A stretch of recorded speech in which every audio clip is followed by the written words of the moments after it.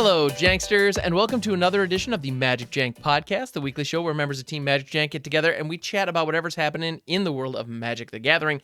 And today, we actually, this is the last pod that we are recording before Foundations officially launches on Arena, and we're actually recording it the Sunday of pre-release weekend. So we've got the pre-release freshly behind us. We have kind of our thoughts, impressions, and a look forward into the future of a new standard with Foundations. So I'm Graham, also known as HamHocks42 on the internet, and I'm joined by Carlo, Steve Everett Jr. How we doing, man? Oh, what's up, everybody? Doing well. I mean, we're doing this at the end of pre-release weekend, so we got to experience some pre-releases over the weekend. Played against some awesome folks. Got lots of new cards that we're gonna talk about, and all good Foundations weekend. I can't complain at all.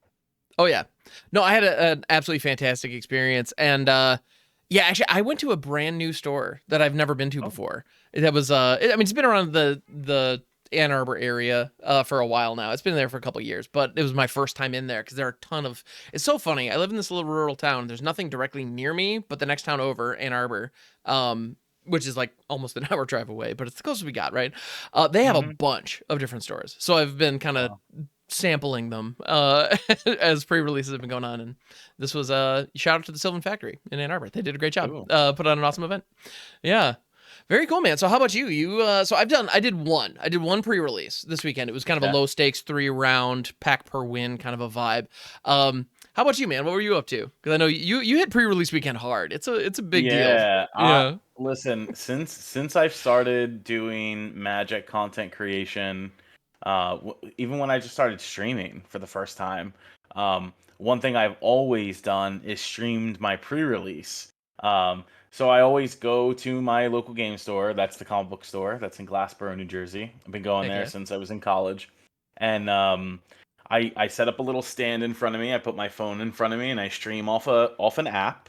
And I have playmats set up and the whole nine, and I let all the opponents know that, hey, you can clearly see that I'm streaming this.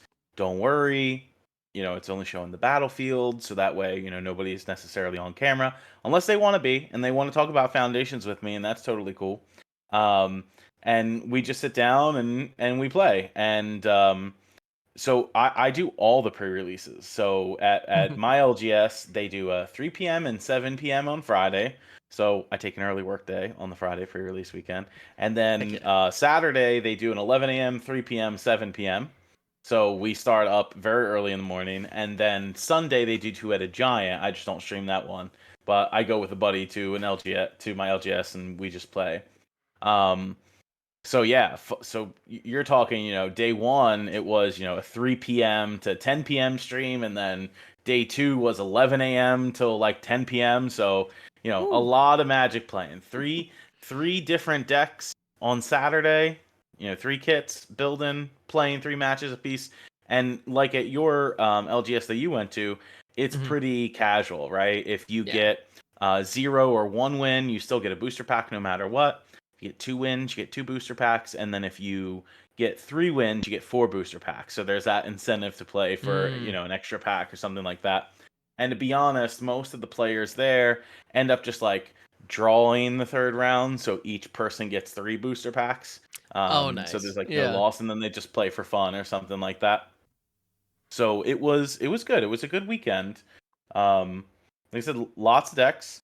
I will tell you, in every single pre-release deck I played this weekend, green was a color I played in every deck. So that might mean that, green is just very good, or you could have just gotten a pool that didn't have too many playables in the other colors. But the green cards felt very strong for me. And a big reason for that is because green has solid removal spells in its color now that doesn't really require you to play another color. You have Bushwhack, you have Bite Down, and there's another 3-mana uncommon that puts a +1/+1 counter on your creature and then does damage to another creature. Felling Blow? Is that the one? Felling Blow, yes, that is it. Yeah. Excellent. And these cards are powerhouses. So, in case you were low on removal spells, which green typically is, Mhm. You are not low on them anymore. So it's pretty nice. I found that it was very Hmm. balanced against the other colors. Um, Interesting. yeah. Well, that's What about that's you? What in, did you play? yeah. So I ended up forcing a Jeskai control list, and funnily enough, one of my biggest regrets looking back on it was hanging on to white and not going into green. Now that looking Mm, back at my pool, I realized like I didn't have any of these kind of green removal spells. I really didn't.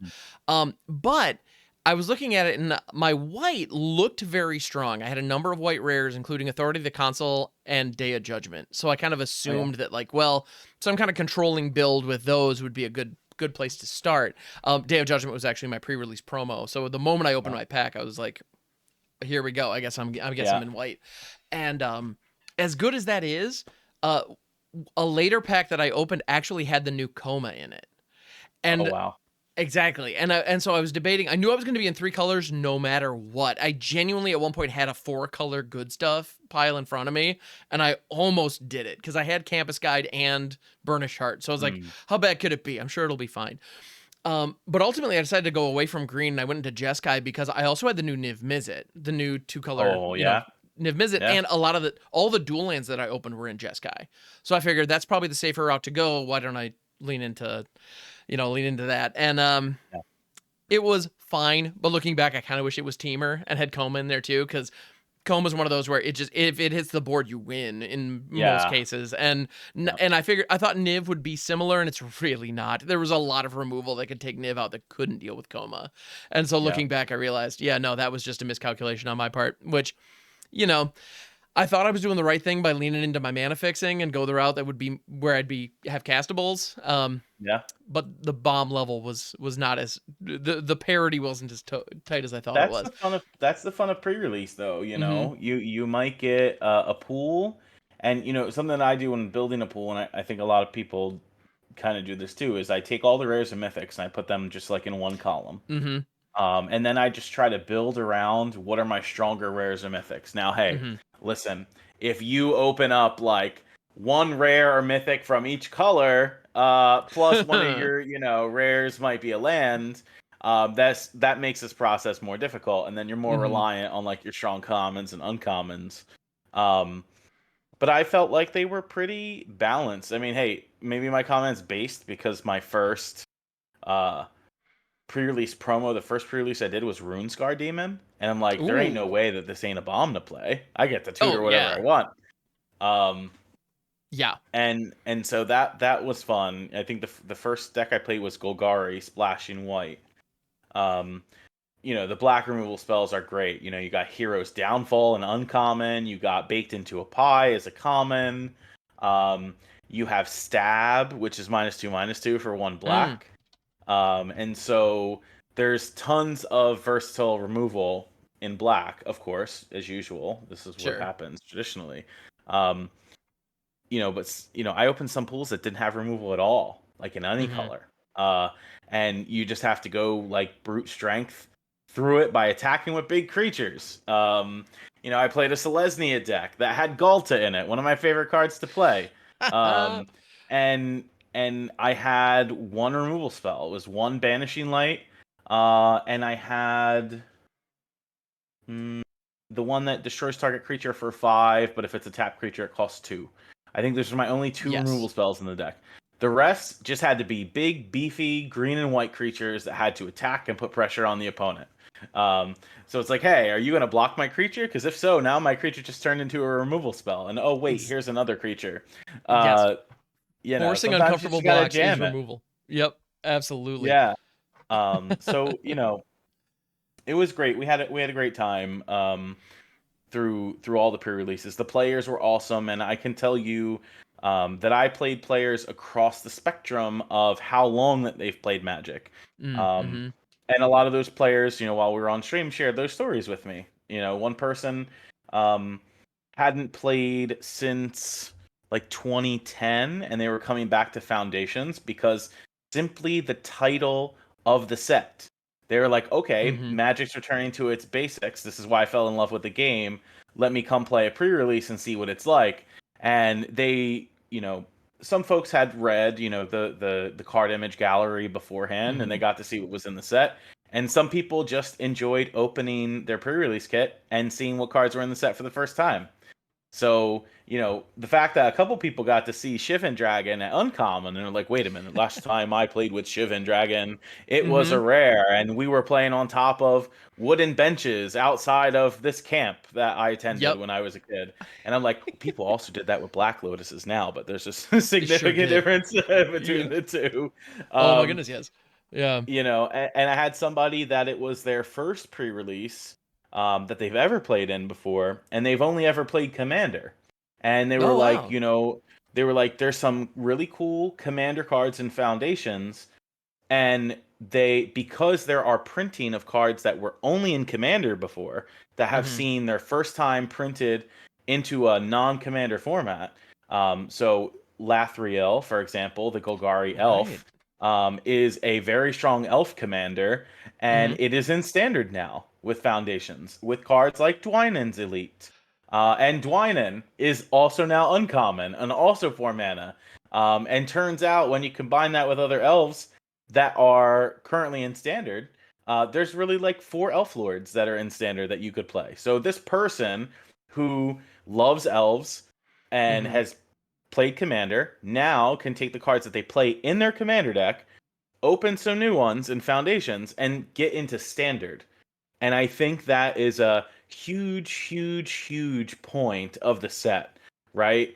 Because often we hear it, you probably hear this, I hear it a lot anyway, that there's this Mm-hmm. distinction between Magic players who play solely Commander and then people who are playing the competitive formats. Oh, And it's absolutely. all and local game stores have no problem at all firing off like Commander events. People are all coming Mm-hmm. to gather, have a great time, talk, and maybe Thassa's Oracle their opponent. Who knows? But Or door to nothingness if you're or door fancy, to but nothingness. Yeah, yeah. yeah, Either yeah. way, yeah. And now we can take, some of those players who might be interested into getting into competitive Magic, and one of the ways to do that is to bring some of those commander cards into Standard and make them matter, right? Mm-hmm. It's not just about, printing a random rare from a commander deck. It's like, okay, how can we make this card playable in Standard? And now that person who has only ever played Standard might open up Lathriel out of a Mm-hmm. booster pack and say, I'm going to build an elf commander deck. So you get it Yeah. both ways, right? Yep. Um, so to me, that's incredible, and I haven't seen this before at a pre-release before this one, right? Mm. Don't get me wrong. Dustmore pre-release, great. Bloomborough pre-release, fantastic. Getting people out to come play Magic. And I think this is the first time I got to see this intermixing of the different groups of folks who play Magic to say, not only am I going to play a pre-release, but I'm going to think about showing up for Standard Showdown on Sundays now. Right. And aside from the normal play boosters, Wizards did a really good job. Carmen Compliance did a fantastic job in Mm-hmm. organizing the starter collection, um, which is a product that you can get that has all the same cards in it. So no matter how many you buy, it's going to come with the same product, rares, mythic, commons, and stuff like that.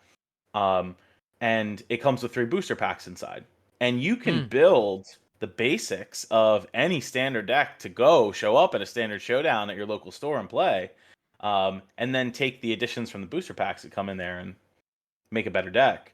Um, but the fact that like that collection comes with like 4 ofs, like commons and uncommons that would be staples in decks like Llanowar Elves, is really nice. Yeah. And so you say, okay, you came to the pre-release, what would I tell you to do next? One is get the starter collection, if you were just hopping into the format. And then 2, you can then combine that with the cards you just got and make something happen. Um, so, it was nice seeing all of those mixtures of people come in, those groups of Magic players, and under one roof, and playing the game that they love.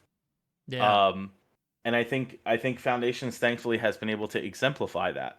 Um, so I look forward to seeing people come out to our local Standard on Sunday because it's been growing since Standard Showdown's been back. The Cowboy Bebop promos, for example, that they've been Mm-hmm. giving out has been one reason for that.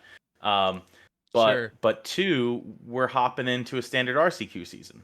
So now it's time to get people in the standard and getting people to show up and playing a little bit more competitively in paper. Yeah. So this pre-release is probably one of the best I've experienced in quite some time. Amazing. Yeah, definitely sounds like a 10 out of 10. It sounds like they just hit this out of the park. I mean, the way that they've described it is if they made a set just called Magic the Gathering, this is what they would have come up with. And Yes. I mean, talk about an idea that is a core set, right? Like this is core to the game. This is the core Yep. game. Um yeah, and the fact that so many people who've experienced all these different facets of Magic are all able to find something that they love in this, I think is amazing. And I don't know about you, but when I was just playing, it felt like Magic.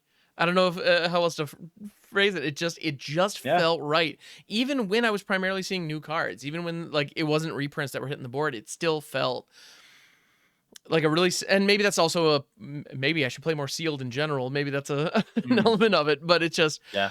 I don't know, it felt right. And I also, so you mentioned Shiv and Dragon and people kind of responding to that.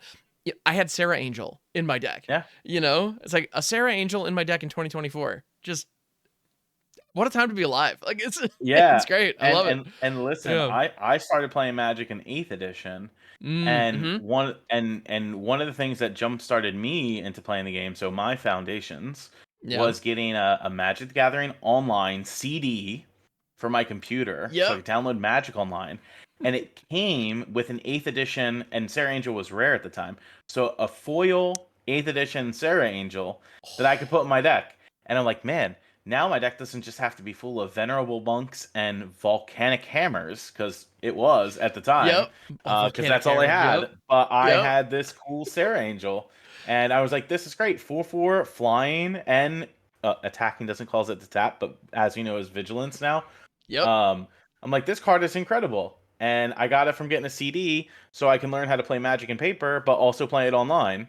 Um, and so being able to see cards like Sarah Angel again back, not Mm-hmm. only is it like a limited powerhouse, because it kind of It really is. is. It, Yeah. it it's not easy to kill in the battlefield. Yeah. I Um, didn't feel bad about putting it in there. It didn't. I wasn't settling but for it. That's for sure. Yeah. yeah, but like playing Yeah. with the Magic OGs in my mind, Mm-hmm. is a great experience. Yeah. Well, and there were so many the reprints in the set. They just knocked it out of the park. It's funny. And when I was one of my matches where I was actually playing against a staff member at the store where I was playing, and we kind of had a moment because about just bonding over the set because it is just oozing in. It's Yeah. just all of those things, and the reprints that they hit, like one that I heard somebody from another table say, and it just made me smile to the point where I shared it, is I heard somebody say, "I'm gonna block with Meteor Golem," and it's Oh just yeah. just hearing that's I'm playing in an event where people are having to use Meteor Golems in combat. This is amazing. I love it here. It just Yeah. yeah. I don't know. Or It's or use Meteor Golem as like your prime one of your prime removal spells. mm-hmm. You Yep. know, the beautiful thing about how the set in my mind is curated is, not only do you have ramp cards like Llanowar Elves, which is back and back in standard for 5 years, and that's a separate conversation, Let's go. but playing cards like Grow from Ashes. I hadn't played that card since the original Dominaria set. And Grow from Ashes, it costs 2 and a green. It has Kicker 2. And it says search your library for a basic land and put it on the battlefield. Then search your if you kicked it, you can search for 2 basic lands and put them on the battlefield. And I had to take a double take at this card because most ramp spells say that the lands enter the battlefield tapped Yep. and Grow from Ashes does not. So if you are playing like a one drop follow up, and I found a lot of people playing one drop follow ups after this, or Sure. kicking it and then having 2 mana up for a removal spell of some kind, um, it was great, and it lets you ramp to bigger threats. So in sets past, you've always only ever played like 1 5 drop or 2 5 drops, one Mm-hmm. 6 drop, and that was it. And I felt like playing this set in particular, you could play like multiple like Bombi cards or more expensive cards that Mm-hmm. affected that game in the late game. But that's how you learn how to play Magic, right? Yep. Think about it from that lens. Your early game is always, okay, can I chip in a couple pieces of damage here? Eventually I have to block with my early creatures and then develop a board state where I play my most powerful cards. And Mm-hmm. every single game that I played at pre-release did exactly that. You Yeah. had multiple people who were playing those higher mana value cards later in the game as if you were going through a tutorial on how you should be playing the game. Um, Yeah. yeah, so it's Well, super friendly for newer players. I love that. Well, and one thing that I kind of felt looking at my pool after the fact, I realized one thing that I did, a trap that I found myself kind of getting caught in, is I was focusing on trying to build more of a control game plan and try to get to one big bomb in the late game, which was the new Niv Mizzet. I was trying to get there. And I realized I had a couple of fairly large creatures that I left in my pool in other colors, and realizing like it would have played so much better if I had leaned more heavily into green and actually put like the new like I did open one Quake Strider Ceratops, and I just Oh yes, and as a standard player I look at this and be like, it's a 6 drop that dies to removal, this thing's useless. Well, in limited it's a 12/8 for 6. yeah, Not but the 3 green pips, with green not being one of my primary colors, I thought it would be like impossible for me to get to. I didn't hmm realize just kind of how slow the format was, and like developing and getting something big like this onto the field would have been yeah, fine. And most of the damage or most of the removal that I actually ended up getting more or less wrecked by, if I'm honest, was mostly damage based. And this would have survived it. yes, It's like, wait a minute. you yeah, know? Um, so looking back, I realized, so if I were to go again, if I were to do more sealed, which I did pre-order the bundles on Arena, so I know I'm going to be playing sealed and draft for the hmm foreseeable future. I'm really looking forward to playing more limited in this environment, a ton more, yeah, because it just plays differently than more recent limited sets have, um, in a for really sure. good way, in my opinion. Like, I like it a lot. It's not just because your bombs can be 6 drops, they can be 8 drops. They don't have to be 4 drops. Like that's Yeah, okay. I love it. Yeah, they could be 7 mana Eldrazi's that have 7 different keywords on them. that is an option. You're allowed to do Yeah, that here. Yeah. yeah, and it's great how it's sort of like intermixed different mechanics. And when I say Hmm. intermix different mechanics, like, you would think on something that maybe is designed to be a core set that you wouldn't want to put too many different mechanics. And, seeing the return of Raid, for example, Morbid, Yeah. into, a core set or core set like set. Hmm. Um, Yeah. it not only didn't confuse people, which I thought it might, Hmm. but, given the Foundations panel that we got to watch when we were in Vegas, some of the sets that are coming up are known for the mechanics that are in Foundations. Hmm. So, for example, Raid came out of Tarkir, and we know that Tarkir is an upcoming Magic set, right? So, will we see a return to that mechanic now that it was in Foundations? New players and older players are reintroduced to that mechanic. So, is that something that we'll see coming back? Maybe. Um, and now players are used to it because they went to this pre-release and Yeah. had to engage with this mechanic. Yeah. It Um, introduced it to them in an interesting way. Yeah. yeah, and so I find that to be amazing, and Hmm. truly, I think that's what Foundations is meant to be. Here's here's this set that is meant to bring old players back and attract new players into playing standard because it's standard Hmm. focused. Um, but also, now we have this plan for what's going to happen in future years, and it's all going to be curated around Foundation. So this set that now is going to be legal and standard for 5 years, they can make their newly designed cards surrounding what people are now used to, or something that they're going to be familiarized with, and they can build upon this foundation that they've created in developing future decks. Um, and so, to me, the messaging for the set, the curating of the cards that they wanted to be here, um, really, really works. Yeah. And we've been able to talk about standard sets or sets that have entered the standard format before, whether or not you thought it worked, what you liked and what you didn't like. And honestly, and this isn't just bias because I'm an ambassador. This is my personal experience. I don't have a bad thing that I can say about this set. From my personal play. You know, Mm-hmm. I might have been able to like and we'll learn more, right, in terms of like limited experience Mm-hmm. when we talk about drafting the set versus playing sealed is always different experience. Um Cultivating what the limited format would look like. You know, Headology is our resident expert on that. Yep. So I'm always interested to hear her takes on them, and talk about our shared experience. And you know, truly, you know, I can't say anything bad about it. Yeah, I can't. for I sure. really can't.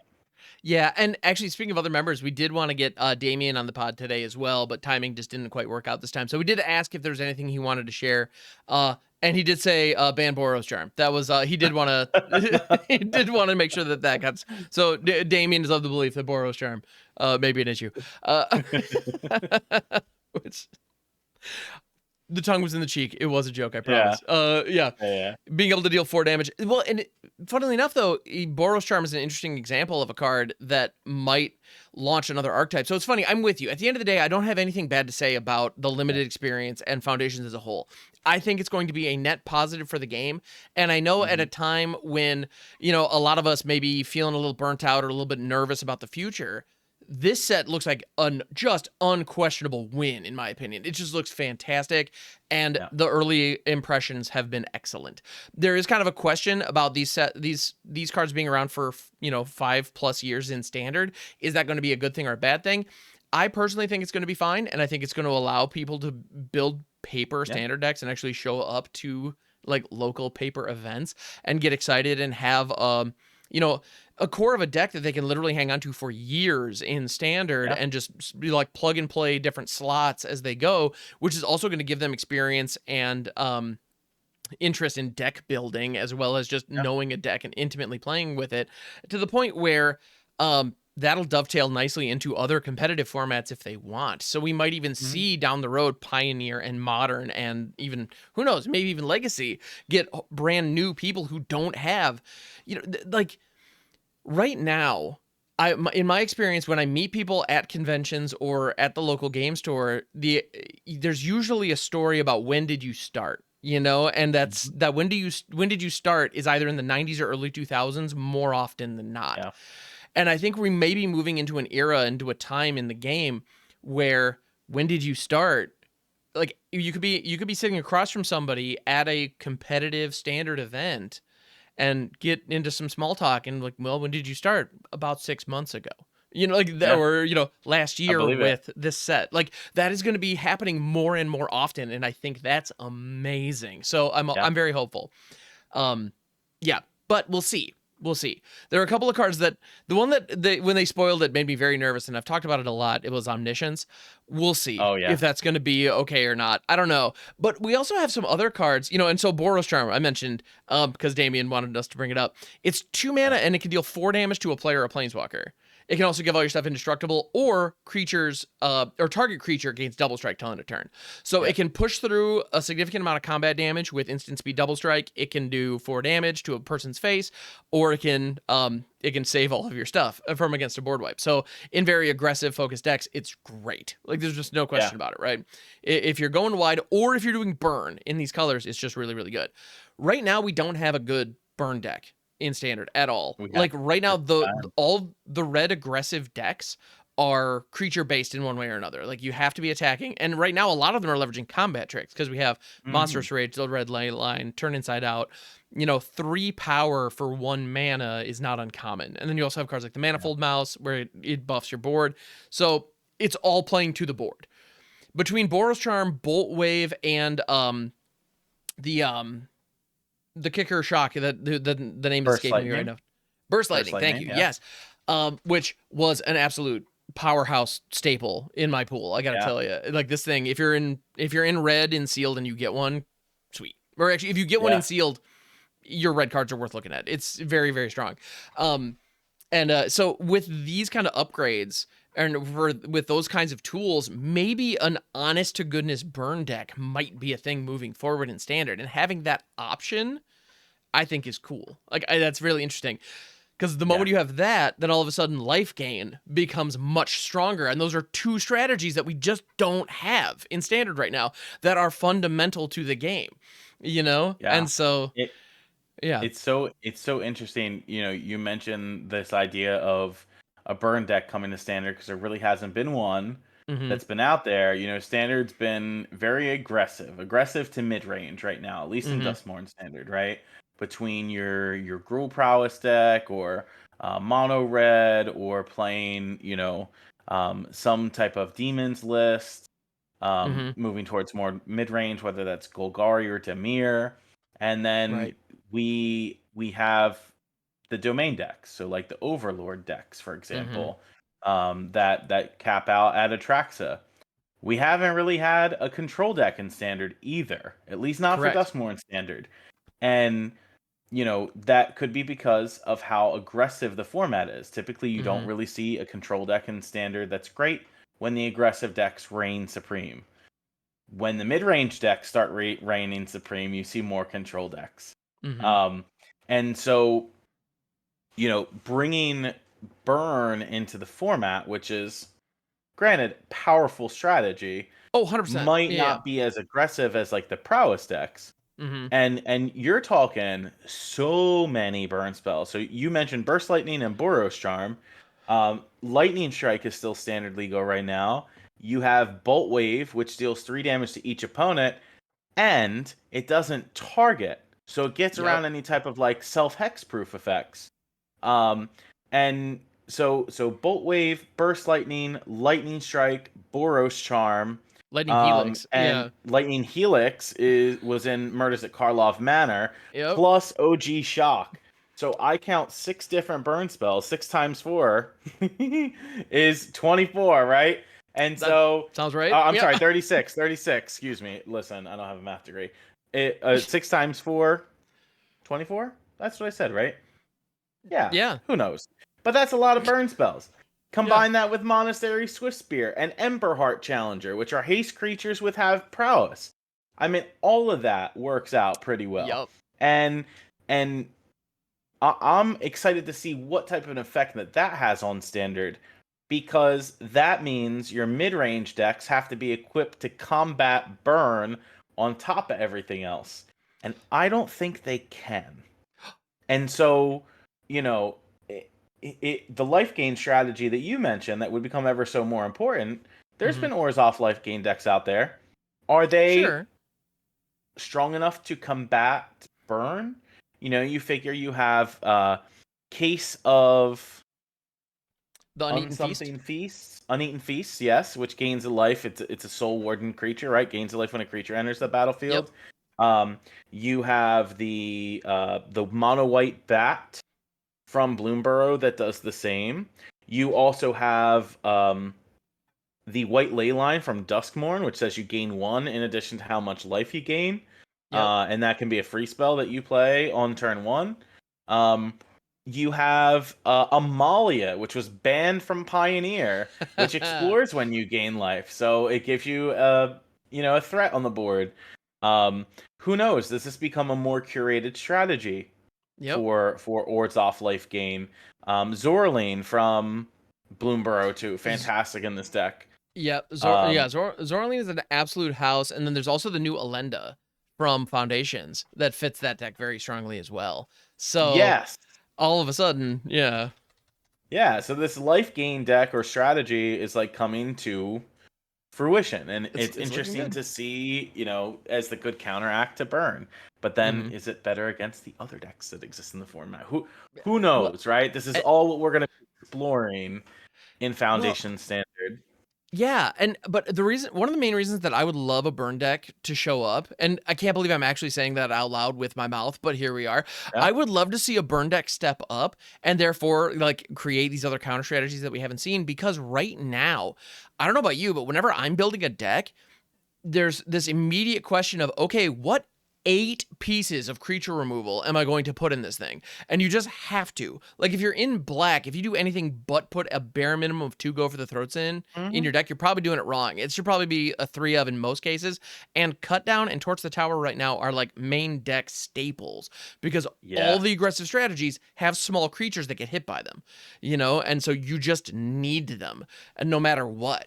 And I like the idea of, you know, if the meta shifts to a point where, you know, the answers have to be a little bit more varied because the strategies you go up with are more varied. And so those, you know, maybe Go for the Throat still main deck because creatures are creatures and being able to just, you know, 2 mana kill one, you just got to do that in a lot of matches. So, okay, sure. Like, that card is flexible and great. But a card like Cut Down, if the chances of Cut Down being a dead hit all of a sudden increase, maybe it shifts into a sideboard card and stops being like a 3 or 4 of main deck staple, which it kind of is right now. And that's, you know, and I don't know, I think that would open up some other channels as far as deck building and how do you, with the answers that you see step up will shift all of a sudden.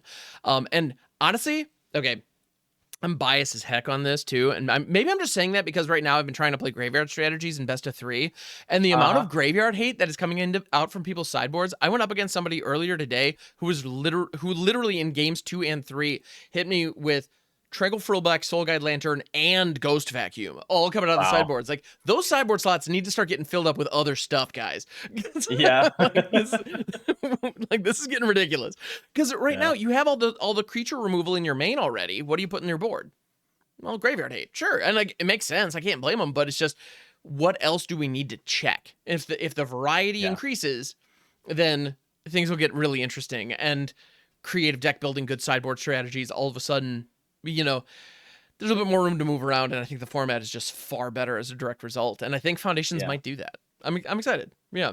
And you know, mentioning like Cut Down and Torch the Tower being prime removal spells, I don't see that necessarily going away because of the introduction or the reintroduction of Llanowar Elves into Standard. Fair. Okay. You know, and that enabling such strong turn 2 plays if unanswered, you know. And I'm talking about, you know, cards like Glissa Sunslayer from Phyrexia All will be one. Being able to play a turn 1 Blooming Marsh into Llanowar Elves, turn 2 land Glissa is very strong. Because now the person on the other side has to say, do I deal with this Glissa or deal with the Llanowar Elves to prevent the 4-drop from coming down? And when that 4-drop can be Sheoldred, Archfiend of the Dross, it's very strong. What do you do? It might even be Demonic Pact. Who knows? But, you know, these are... Llanowar Elves is going to provide the ability for you to play such strong plays early. So the early removal is necessary.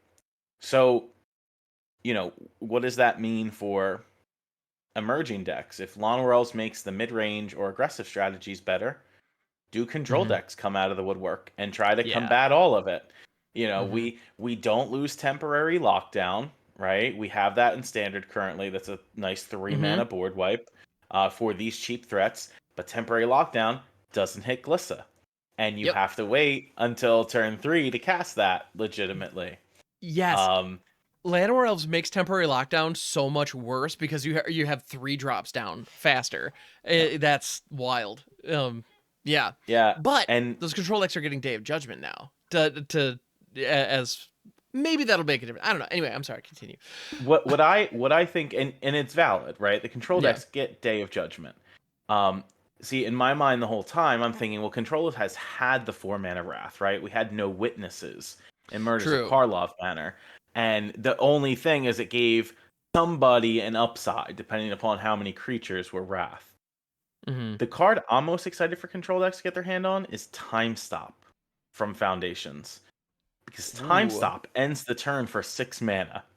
Literally, that's what the card does. It's instant speed. Exiles all spells and abilities from the stack. Okay? Why is that relevant? That's relevant because Domain is very strong. And when the Domain player chooses to cast Atraxa and you time stop them, they lose their payoff card. They don't benefit by getting any other cards. And the Atraxa is exiled from the stack. So in case Yep. they try any like reanimate shenanigans to get it back, or some ability that puts it Nope. back would put it back from graveyard to hand.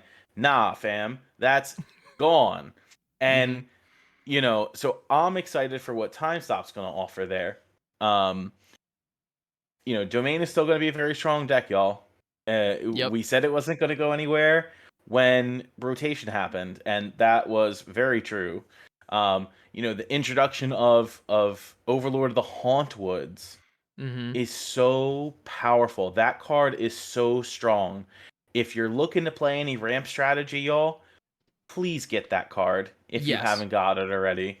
Um, it doesn't matter if they remove the Overlord. The fact that it Mm-hmm. guarantees you a land for 3, and Llanowar Elf into Overlord of the Hauntwoods is super duper ramp. Just in case you So weren't good. aware.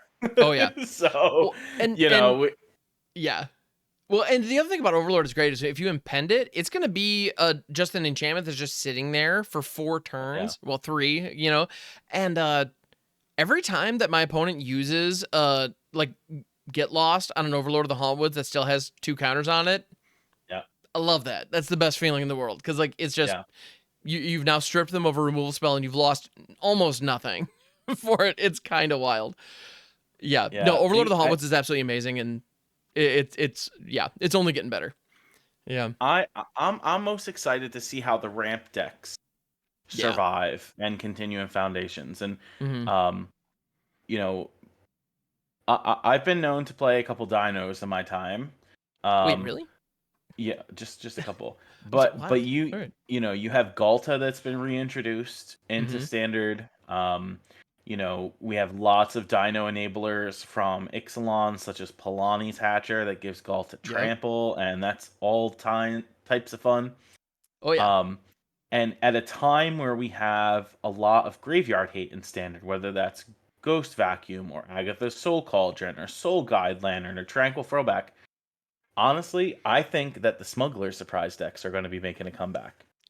And, Yes. like I said, when I started playing Magic, it was 8th edition. The first competitive format I've ever played was in the Junior Super Series, where I played a Tooth and Nail and Twine deck. And we've talked many times how Smuggler Surprise reminds me of that card, Mm-hmm. right? It just lets you the most effective mode on that is putting 2 creatures from your hand onto the battlefield. And what better card to put onto the battlefield than Calamity from Outlaws of Thunder Junction? Because it turns Right. out you can just replicate what Kiki Jiki did back in the day, which Yep. was making a copy of Darksteel Colossus. And by the way, Darksteel Colossus is in Foundations. So if you're feeling frisky, you can Smuggler Surprise in a Calamity and a Darksteel Colossus, and you can saddle the Calamity with the Darksteel Colossus, and you will get 2 tapped and attacking Darksteel Colossuses in play. And But if you're not wait, from yeah, and if you're not familiar, that's an 11/11 indestructible trampler. So 2 of those. yeah, I don't I'm not that great at I don't have a math degree either, but 22 trample damage. It seems like a lot to win most games. Yeah, it that'll get you does. there. But wait, I will do you one better. Oh, do What tell. about putting into play Calamity and Twin Flame Tyrant from Foundations? Hmm. Now, Twin Flame Tyrant costs 3 and 2 red. It's a 3/5 flyer, and it says if a source you control will deal damage Deal to an damage. opponent or permanent an Mm-hmm. opponent controls, it deals double that damage instead. So, if we saddle the Calamity with the Twin Flame Tyrant, then we get 2 tapped and attacking Twin Flame Tyrants, and Mm-hmm. 3 instances of doubling damage So exist. they're 3/5, but they deal 3 cubed damage. Like that's That or sounds no, like is it 3 GG to cubed? Anyway, me. it's a lot. Right? It's a lot of damage because you trip Double, double, you double. double Yeah. it 3 times. Yeah. So that's nuts. 10, 10 double, double, doubled with the Calamity, right? So, like, Right. seems it seems good to me. If I'm going to Smuggler Surprise something on the battlefield, I need the instant win, right? Right. Or something that's going to affect the board if I happen to Smuggler Surprise at the end step to put, like, 2 powerhouse cards in play. Right. So, that's a strategy I personally am going to look into Yeah. because I really enjoy this. Mm-hmm. Not only to go back to my foundations with winning the game with Darksteel Colossuses, but you can actually just cast Twin Flame Tyrant for 5. So in the event that you can't Smuggler Surprise it in, you know, I, I heard that Twin Flame Tyrant likes to party with Terror of the Peaks also. So That's I'm fair. excited to play dragons. Okay, Yes, I think that's it's very reasonable. gonna be a good time. Yeah, I'm bummed Um, that we don't have Storm the Festival anymore, because throwing that into the mix too, because why not? That would be insane. But making yeah. multiple copies of Twin Flame Tyrant like that is actually reminding me a lot of an old school combo that I mean, it's old school from a couple years back with in when Neon Dynasty first dropped into standard, Mindlink Mech and Calamity Bearer. I don't know if you remember this, but Oh, yeah, Calamity Bear is a 3/4 for 4. If a giant source you control would deal damage to a permanent or player, deals double that damage. So it's only yeah, limited to giants, but the Mindlink mech would become a 4/3 copy of it, and so you would have a 4/3 attacking that doubles damage twice because yeah. they're all giants. It was the idea. It was kind of a cute little combo deck that was it was a flavor of the week kind of brew that was around for, I don't know, a week or two, and it was fun to Yeah. see pop off. And it's one of those where you still saw it occasionally, but it was very inconsistent. Now the main difference between that is that's doubling things once, and it's only doubling your giants. Yeah. The Twin Flame Tyrant is doing it for all of your stuff, and on top of that, you're getting these 2 tokens that if for some reason, if they have a ton of removal or some kind of a fog situation, maybe they hit you with an Aetherize, which will also be available in this set. I'm ready for Um, that. right? And so, That's like but that brings me back to thinking, remember when we always used to be scared for people to settle the wreckage you? yep, Now we're just waiting to get aetherized. Aetherize. It's same deal, right? Yeah, for 4, return all attacking creatures to their owner's hands. Speaking of Yeah. tools that Control is going to get now, like these kinds of things are, these kinds of tools are coming in. But anyway, I mean, so this is kind of just reiterating and illustrating the point of what we're talking about. The idea that this set is going to be bringing in a ton of strategies, and they're doing it. Though I am very impressed with the reprint selection. The Yeah. curation in this set. So like Aetherized has been around for a long time, and it's seen play in a ton of different formats, primarily Commander these days. And it's Yep.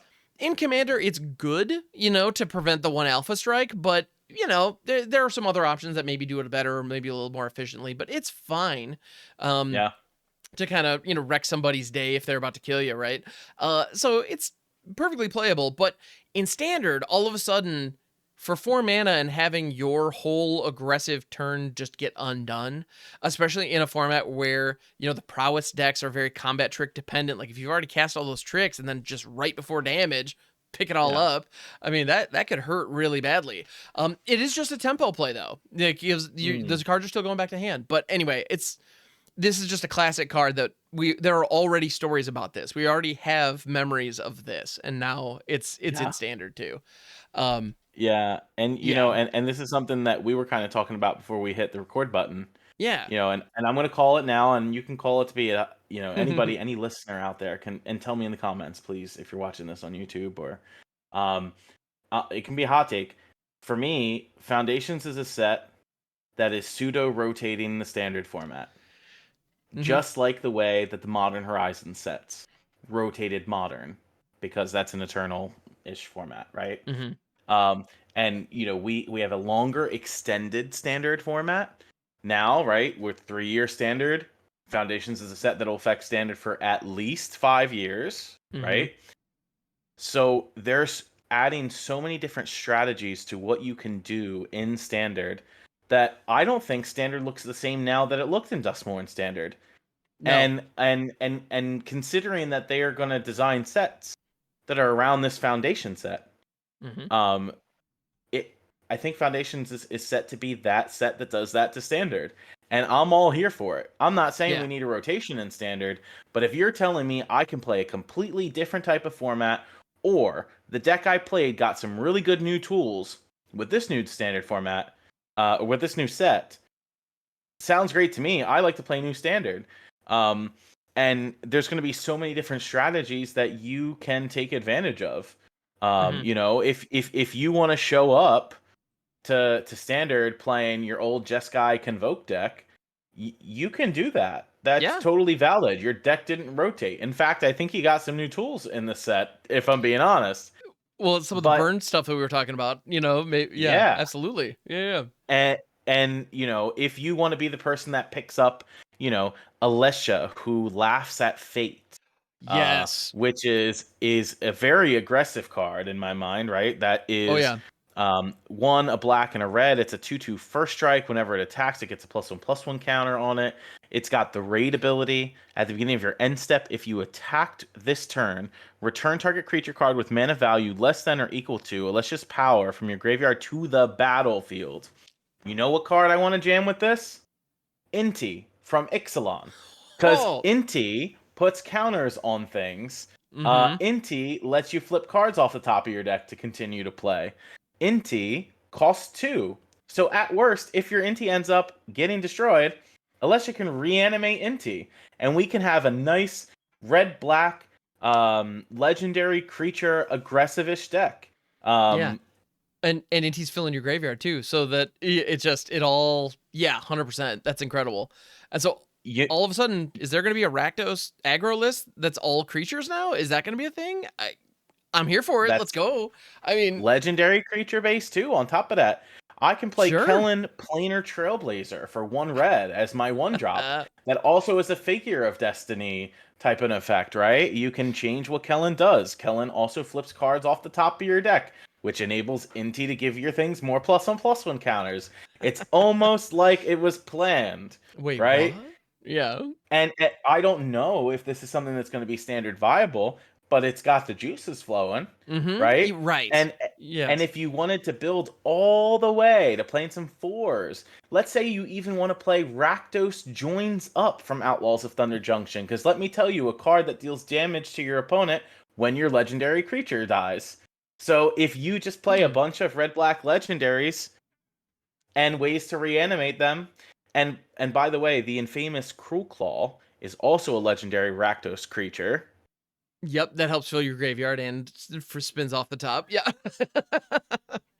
it's It sounds good to me. it sounds like we got a stew going. This is yeah. Yeah, Well, it and sounds like a good time. yeah, well, and the engine that you're describing there with, Alessia as kind of one of the key build arounds, that is going to exist, um, regardless of, Alessia's going to be here for 5 years, right? Some of these Yeah. other pieces that we're talking about and some of the other legends that were here, like Inti will rotate, Rakdos Joins Up will rotate, but Yep. something is going to show up and fill those slots in the next 5 years. For sure. So, if you do decide to build, and honestly, this is sounding really nice to me. I'm not going to lie. I might actually end up having to do this in paper because that sounds like the kind of nonsense I want to be jamming in an F&M. And every week it's just like, oh, who we got in there now? That idea could be great. And like maybe in some years it's Jund, maybe some years it's Mardu appropriately, given that Alessia is from Tarkir, of the Mardu clan. So, it's kind of a fun idea. And yeah, there's so many different, I don't know, so many different packages, and sometimes it'll be better than others, but there we go. That's a great example of a core shell that you can build and just carry. Yeah. Yeah, Oh, and the the amount of possibilities here are cards really that you cool. could play that are just from foundations in this type of a build Mm-hmm. is also a thing. Yeah.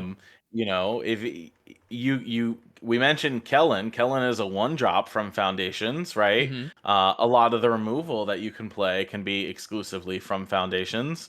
Mm-hmm. If you've got only foundations cards, you could even play all the way up to Atali Primal Storm. That's a 6-mana Yes. legendary red creature. Yeah, it is. Not saying that it would be the best in that type of a strategy, but if you only had foundations cards and you just started playing Magic, that works out. Yeah. And your Alessia might even be big enough to reanimate Itali from the yard eventually.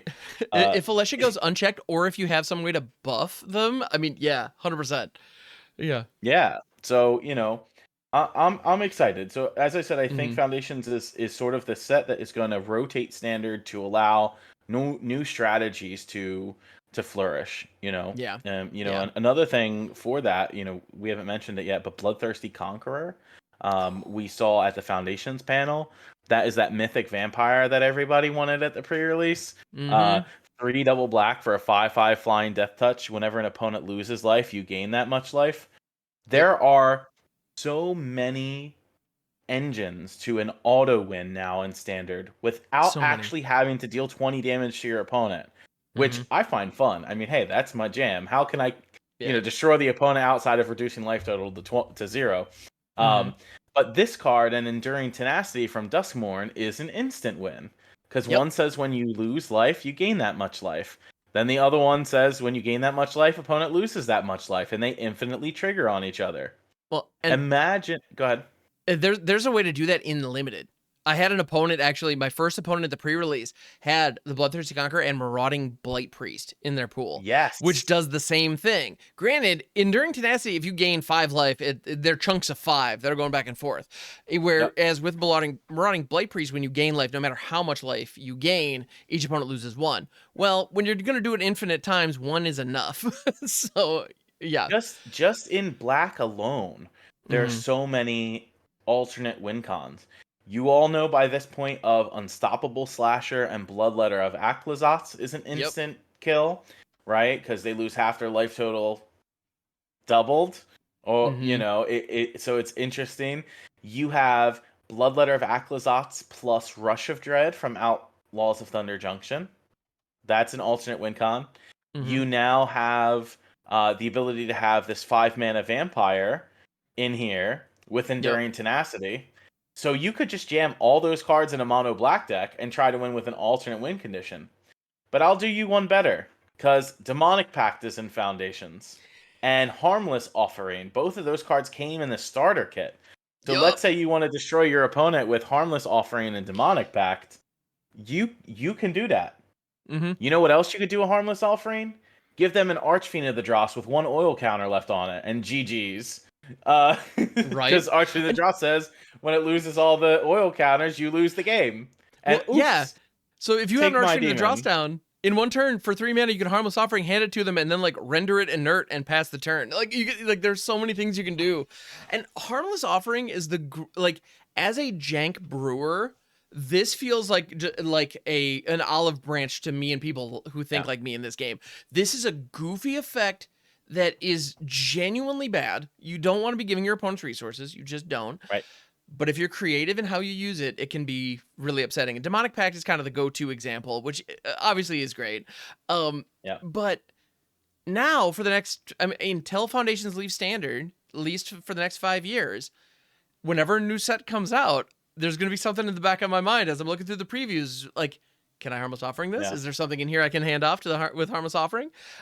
That's just going to be a question for is there right. something that can hurt my opponent if I give it to them? And I get a kick out of that. I Great. really It's do. great that things like this exist in Yeah. standard. And it's great that there's so many viable strategies. One thing that we've always said is standard is the best constructed format in the game Hmm. of Magic.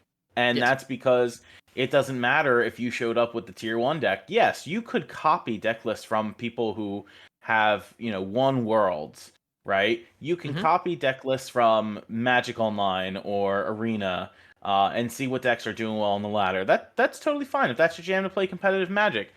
But you can take those same decks to the Arena ladder or to your Standard Showdown or to your RCQ, and you'll play against a deck that you might not have been well equipped for because you didn't think about that strategy or it wasn't being played widely enough to Hmm. where you wanted to pay attention to it. And Yeah. it is viable. I can climb to the top of the ladder with a Harmless Offering Demonic Pact deck, right? Yeah. We can It's do possible. that. It's Hmm. totally doable. And your opponents probably might not see it coming. Um, but that's the beauty of standard right now, is that I can play anything. And honestly, you can't say that about the other constructed formats of Magic. No. Um, it's clear when you're playing competitively in the other formats what you need to be playing that is going to get you a win. And Hmm. with standard, you don't necessarily have to say that, and that's the beauty of it. And Foundations helps exemplify that fact that standard is the best constructed format in the game. Simply from adding different strategies that are winnable in the Yeah. set. For sure. Amen. All this. Yes. Yeah. Yeah, I love it. Well, and so I mentioned Harmless Offering. So in talking about Harmless Offering, this idea of like looking to the future, there's another card in this set that I think is a real signal flare to what we can expect to see coming. And there are a lot Yeah. of them, frankly. There's a ton. But one new card that I'm very curious about for the future is Arabo, the First Fang. So they have creature types in all these different in every color, right? Like green has elves, red has goblins, blue has merfolk, and there are obviously a ton more. We have Hmm. beasts, we have birds, we have all, this, that, and the other. And one creature type that is often around are cats, right? Cats have been a Yeah. very popular creature type for a long time. And Arabo, the first fang, is a 2/2 for 3 that says other cats you control get +1/+1. Yeah. Now, every other like big cat card, either like I guess Amonkhet had a little bit of a cat theme, which the Egypt set. Okay, that made sense. Like Yeah. there were some, cat kindred decks that came out of that. So all right, that was a time when it was, viable, or at least, a consideration in standard. But I can't think of anything since then where cats weren't just like one or two of incidental creatures here and there. But we've seen cat commander stuff all over the place, and that's Yep. not uncommon. So to put a cat lord like this that's competitively costed, and it says that whenever it or another non-token cat enters, you make a 1/1 cat. So it's just like creating cats, it's buffing cats, it's just doing all Yeah. of the things that like a go wide kindred strategy wants. And this looks to me, as somebody who had a mono white soldier deck back in the day, I'm having to accept the fact that cats are in fact the white aggro creature type for, just that is what it is now. And I do have to say, for those of you who are watching on YouTube right now, it is very fitting that my cat has decided to pop her head over our shoulder as we were discussing cats. She heard what was going on. Yep. Openly on this. Hi, Luna. Love it. Hello. Oh my goodness. Yes. All right. And the mic totally picked that up. Love it. Anyway, Yeah. so yeah, Arabo, the first fag. It's an interesting design, and it looks to me, because I was actually looking at cats that have come out recently, and kind of curious to what kind of builds are we going to have on day one. And Foundations has a pretty large cat package in it, so there are a lot of cats there, which is great. The helpful hunter and whatnot. So cool, those are there. But I also was kind of surprised to realize how many cat folk were on Ixalan. Lost Caverns of Ixalan actually has a surprising number of like Selesnya cats in it, and they're pretty good. Like Kutzel's Flanker, Kutzel, the Sovereign, whose name I have never been able to pronounce or remember. So there's a ton of stuff that's already available and supporting that archetype. Yeah. And if they're putting this as a foundational piece of future sets, I'm guessing we're going to see cats everywhere moving forward, or at least we will get sets where cats are heavily featured. If there isn't some, in Edge of Eternity, the space opera set coming out next year, if there isn't a race of like Khajiit people somewhere, I will be shocked. Like I have a feeling there will be cat people. Space cats. Yeah, space cats. There maybe full on laser cats. I don't know, but there will be space cats of some kind, and I'm sure of it. And in Aether Drift, will there be cats represented somewhere there? Probably. I don't know exactly how, but whether there's sentient cat people, vehicles racing through the multiverse. Are they driving? Are they riding in the car? Or are they like, I don't know. You can do a lot with it. So I want to see Arabo hop on a motorcycle and let's go. Like I'm not mad at that idea. Honestly, if Arabo just becomes one of our, Arabo was a character that first showed up in, I believe it was like the very first Commander decks. Mm-hmm. Yeah, and we hadn't this is literally their second card, which is kind of wild that they were such an iconic, or they were part of. Well, they were probably one of the least popular. In a cycle of some of the most popular. They showed up alongside the Dragon and Edgar Markov. It's like that's tough competition to deal with. But anyway, it's interesting that this is only the second time we've seen Arabo, given how popular cats are. But they're clearly a foundation moving forward. I'm very curious to see what happens on that front. And there are a couple of other signals like that. Yeah. Like, hey, if you just buy Foundation's product, you can build a solid aggressive cats deck to be somewhat competitive in standard. I mean, listen, you've got a Johnny Caller of the Pride, which is the Planeswalker for white in this set, and a Johnny Caller of the Pride only costs 3 mana, right? 1 and 2 white. It starts with 4 loyalty, which is incredibly high for Planeswalker with that mana value. You +1 to buff a creature. You -3 to give a creature flying and double strike to end a turn, which can end the game by itself. And the ultimate, the -8, is you make X 2/2 cat creature tokens, where X is your life total. So even if you're at 10, you're making 10 2/2s for -8. And you've been buffing. By this point, you probably got Arabo on the battlefield. But Sky Knight Squire is a very good cat that grows as you continue to play um, creatures on the battlefield. This is another creature; it doesn't just have to be a cat. But if you play a turn 2 Sky Knight Squire, that is a 2 mana 1/1. Whenever the creature comes onto the battlefield or enters, you put a +1/+1 counter on it. And as long as it has 3 or more +1/+1 counters on it, it has flying and is a knight in addition to the other types. So if you play this creature on turn 2 into Arabo, right? Arabo gives you 2 creatures for 1 mana cost, and then they get buffed. So Sky Knight Squire will grow into a 4/4 because it's going to get 2 +1/+1 counters from Arabo and the cat token entering the battlefield, plus the buff from Arabo. That's a strong turn 3 attacker, right? By itself. If it gets another +1/+1 counter on it, which a Johnny can give, albeit playing another creature, that thing then already has flying. So you're talking about a pretty aggressive start into playing a 2/3/4 just for those white cards. Now, you could play other cats that are in the set, or like you said, turn this into like a green-white deck, utilizing some of those cats that are in Ixalan. And you have good mana. You have Razorverse Thicket, you have the green-white Verge land that you could play in this deck. You have Brushland that exists in Dominaria United. So you can play Kutzil to help combat against like control decks. You can play the 4 mana Sovereign that you mentioned that cares about +1/+1 counters. And it does. Yeah, they care about just from there. Oh, sorry. I was saying just from there, that's a very strong deck by itself. It's caring about creatures. Your top mana cost card in your deck's probably going to cost 4, and that's for the Sovereign, right? And then you get to play premium removal spells in this deck, like Get Lost, Destroy Evil, Exercise from Duskmourn. You can play like in your sideboard. If you have to recruit some dinos like Tranquil Throwback to help you out with dealing with enchantments in graveyards, you can do it. It's all of this is possible.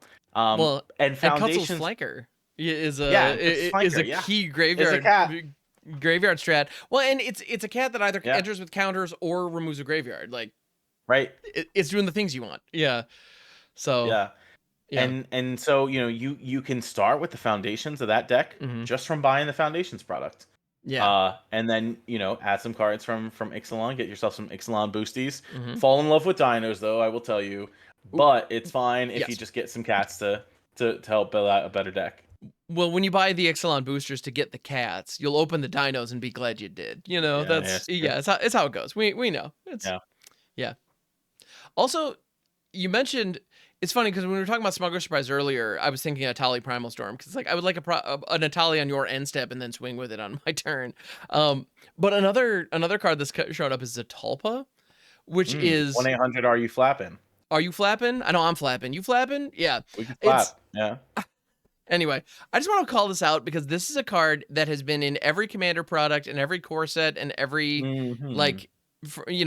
it's been memed on to death and all this stuff. The memes are great, by the way. I do enjoy them. But it's generally thought of as a bad card because everything associated as a bad card because it's just everywhere we look and because it's so readily accessible. Yeah. It is a flying double strike vigilance trample indestructible 4/8 still. When it's on the battlefield, you have to respect it. It does successfully block Atraxa. It does. Atraxa cannot destroy Zatalpa because it has indestructible, and Zatalpa has double strike. So yes, it's an 8-drop. Just saying. But we're talking about ways to cheat stuff out onto the battlefield, and we're talking about ways to ramp and like what are your ramp payoffs. Zatalpa is an example of a card that maybe, I mean, there are probably better options more often than not, but don't write it off completely depending on what your deck's trying to do. Because and I love it too because you get to people thinking like, oh wait, man, I'm dying to a Zatalpa. There's no way. It's like, yeah, there is a way. It's still a good card. Anyway, so its gameplay impact is better than its online reputation would have you believe. So anyway, I love the fact that we're getting that too. It's just going to be fun. Yeah, I can't wait. Oh, another one. Actually, I'm curious. I want your feelings on this. Because there is one reprint that's coming in this set that isn't making a lot of waves, or at least people. I haven't seen people talking about it, but Mm-hmm. Swiftfoot Boots is in this set. Now, Yes. Yeah. obviously, if Commander players getting access to another pair of Swiftfoot Boots, okay, cool. And Arena players, you can now get Swiftfoot Boots for your your Brawl decks and whatnot. Okay, neat. But in Standard, does this see play, do you think? Because we have Lava Spur Boots, and those see some kind of fringe play. Yeah, this is a little bit better than Lava Spur Boots, right? Mm-hmm. Just the fact that it gives hexproof and haste, and the equip cost is 1. Right. Um, you know, there was in standard like a fringe playable red white equipments deck that you Yeah. could take advantage of, like Nahiri from Aftermath, playing like the 4 Mirrodin um, equipment. There's like 2/2 drops. One gives +1 -1. Mm-hmm. The other one gave other really good stats. Then you had Bladehold War Whip. Yep, Yeah. that gave double strike and caused your equip abilities to cost 1 less to activate. So that makes your Swiftfoot booties that you're moving around Totally free. free. Yeah. Yeah. Um, Which that's the situation which I've seen Lava Spur Boots really do work is alongside Bladehold War Whip, because that free haste is a big deal. And if you yes, can slam honest to goodness hexproof on top of that, like that seems really good to me. yeah. Yeah. So I could see like some copies going in that deck. In terms of like it fitting into another aggro deck, even though it is equipment that gives your creature haste, Mm-hmm. it doesn't enable anything that you wouldn't already be able to do in that aggressive deck.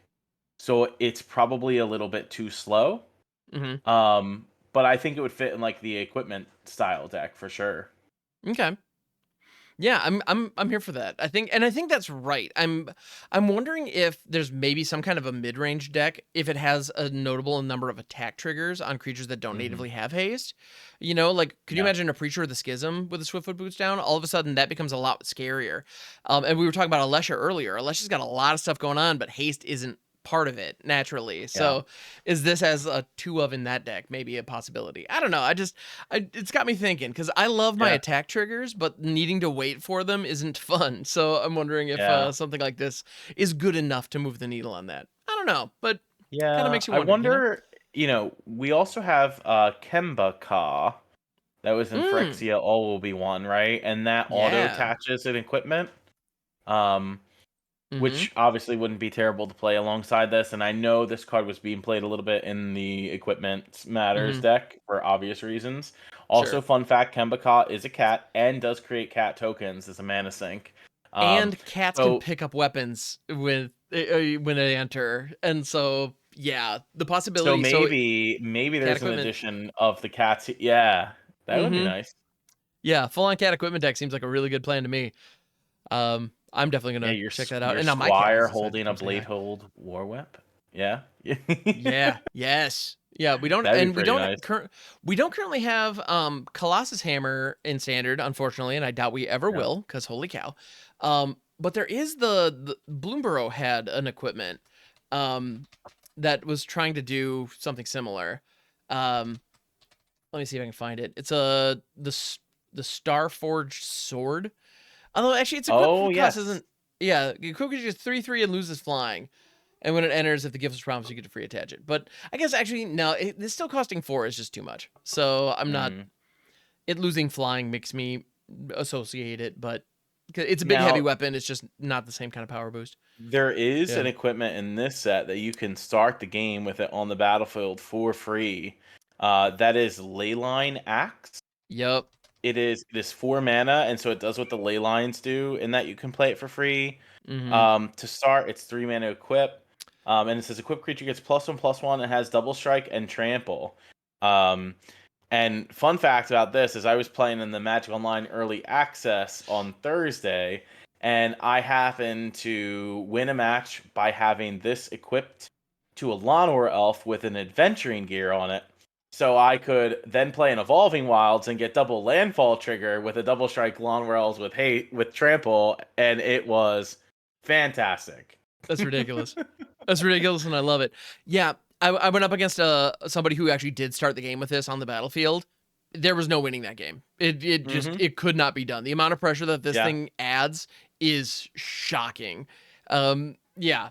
So kind of nuts. Yeah, it's almost like a free lockset on Warhammer just right out the gate. It's or Yeah. almost like a little Ember Cleave that you can just load up Oh, later. don't bring back those bad memories on me, please. I'm sorry, It's but it's just yeah. But in these kind of decks, and like so Leyline Axe starting out there on the battlefield, if you throw Kemba on 2, she just picks this up. Like that's nuts. Like trample and double strike and a 1/1 right right. off the right from jump, just on a because you have a 2 drop down. And your That Bladehold War Whip reduces the equip cost of this card too. yep. Oh It man, all see, stacks this is what up. I'm talking about. Yeah. Foundations just providing so many different viable strategies Mm-hmm. to enhance fringe playable decks before to Yeah. maybe make them more of a threat to the current existing standard format, which I'm here for it. Sweet. Exactly. That's exactly what we want. Yeah. You know, we don't want the format getting stale. And these kind of lines that we're talking through, like this, none of this sounds crazy to me. You know, there are plenty of times when you talk about kind of magical Christmas land scenarios, Yeah. but these look, I mean, these kind of curve outs and these interactions are happening pretty early in the game. I mean, Right. I'm thinking these are real strategies. I mean, it looks good to me. Yeah, Like, I'll why be can't we very, do it? And the answer is we can do it. we can do it. And so Yeah. yeah, and so Foundations is dropping on Arena on Tuesday. I know I'm going to be there right away the moment it's available. Yeah. You know my schedule is mercifully clear, so I'm planning on going crazy hard. How about you, man? Are you going to be getting in there day one? Yeah, so what I typically do the first time a set releases on Arena is so I get the package on Arena that comes with the sealed and the draft tokens. So I like to take the first day into seeing how many drafts that I can free roll to get new cards on Nice. Arena, and Yeah. that's why I always tell people, get that package because it at the end of the day it's worth it. It's a good one. If Yeah. you win one draft to free roll it into the next, it's just all the cards that's coming to your collections, and do that before you open any boosters, so that Yes. way it adds Yes. more cards to your collection. Mhm. So I would be doing like a sealed and some drafts on day one, and then day two hopping into standard to climb the ladder. Nice. And something I always do that you do for Mhm. Tuesday Brews Day is you Yeah. play viewer submitted decks. That's the So I will plan. be looking to be playing viewer submitted decks, new brews with foundations cards, and something that I'm going to be implementing into the stream once a week. For hey, we're this MTG ambassador now, so Hey. we're going to be doing foundations specific streams at least once a week. Nice. And what we're going to be doing is at the start of the week on Monday, I'm going to post a challenge in my Discord. And the challenge is going to be take these 2 or 3 foundations cards and build a deck with it. It can have anything Mm. else, but it has to have these 2 or 3 cards specifically from foundations. And then we'll just take one stream and play all with those decks to see what kind of strategies that folks are thinking about. So Nice. we're going to be doing that at least once a week, and I think it's going to be a nice, interesting change to highlight what Foundations has to offer. I love that. That is going to be super fun. I might have to encourage something similar. So I know Yeah. I'm going to be doing. It's funny actually how it works out because yeah, Tuesday Brews Day happens, and so I in the morning because I stream in the mornings Eastern time. So before normally the majority of my stream is before the patch goes live, and Yeah. so I'm going to be. I'm gonna be hitting my brew queue hard to try to free up some space, because I know some new stuff's coming. But I love that idea of doing some focused. One of the things I'm looking forward to about this set specifically on Arena that I think is worth calling out, if your collection is already pretty well loaded because you've purchased historic anthologies and simply sets from the past. I mean, we're at a point right now where, for example, like Authority of the Consuls is in this set, Well, Yes. if you played during Kaladesh, you might already have 4 of those on your Arena client right now. Even if they don't have the Foundation Star as their set symbol, you can still play them. They're legal in the format. You're good to go. So, Yep. Harmless Offering, Demonic Pact, Omniscience, all these crazy reprints that are in this set that are becoming standard legal. If you have them, Yeah. you already have them. And so I know I'm going to be Yeah. brewing a lot of stuff with those specifically, especially in the early days, while I'm also doing the sealeds and the drafts to bolster the rest of the cards I don't Yeah. have. But I think this set's an interesting one in that because standard is opening up in a new way that we haven't seen before. And a lot of the cards we already own, which I think is awesome. Yeah. I'm excited about that. Yeah, as Yeah. somebody who's A- spent entirely, has spent a lot of time grinding and a lot of, energy getting that collection up. I'm glad that it's going to be paying off here. Yeah, it's Yeah. pretty cool. Yeah. Um, so as we like wrap up our talk, because I know we have a question Yeah, of the day that you want to ask, but we I just do. want to Yes. show off two things really quick, and Ooh, I'm please. interested to see how the camera. So if you're watching this on YouTube, and if you're listening to this on your podcatcher app, come over to YouTube. Yep. Um, Yep. but the treatment on some of these cards is actually just crazy. I got this Manifoil Omniscience, Ooh. and I'm not sure how well the camera's gonna pick it up, I'm but sure it's it's not doing it crazy. It's justice. got It does look really cool, but I'm sure it's not doing it justice. Yeah. But on top of that, something. So I opened up out of a collector pack, the Bloodthirsty Conqueror in a Mm. fractured foil version, Japanese language. I'm like, wow, this is crazy. But look at this one that I got today. It's a fractured foil Japanese Kaito, and Dude. it's so pretty. And hey, listen, y'all can have criticisms all you want about these cards, but Sure. me and extra foily planeswalkers are it. So, Well, it's so funny because like that particular piece of art with that kind of a text and all that, it is kind of reminding me of I don't know, it looks, it's not that it doesn't look like a Magic card is the crazy thing, like it does look like a Magic card, just a very stylized version that's almost reminiscent of another yeah. of other games. um that's really interesting. But I dig it. Yeah, I think that's very pretty. that's my Yeah, jam. amazing. I love it. Oh, fantastic. Yeah, beautiful. That's So A plus, no notes. Yeah. we had a So question of the week for us this week, huh? yes. So Damien actually, in addition to letting us all know that Boros Charm is going to be a problem that we need to be aware of, which we appreciate the heads up on that. But in addition to that, he did have an idea for a question of the day that I thought was pretty interesting. So, which fetch land have you cracked the most? And why do not that we have hard numbers, but like of all the fetch lands Yeah. out there, what do you believe you've cracked more than anything else? So me thinking, taking this question sort of two ways. One, like Mm-hmm. cracking them out of booster packs. I would Oh, say, I would say I've cracked Arid Mesa the most out of booster okay. packs frequently. I used to just always hit them when I wanted other lands. But in terms of gameplay, I Yeah. would say I've probably cracked Flooded Strand the most. Okay. And the reason for that being is back in the modern day, before all the craziness of what modern is now.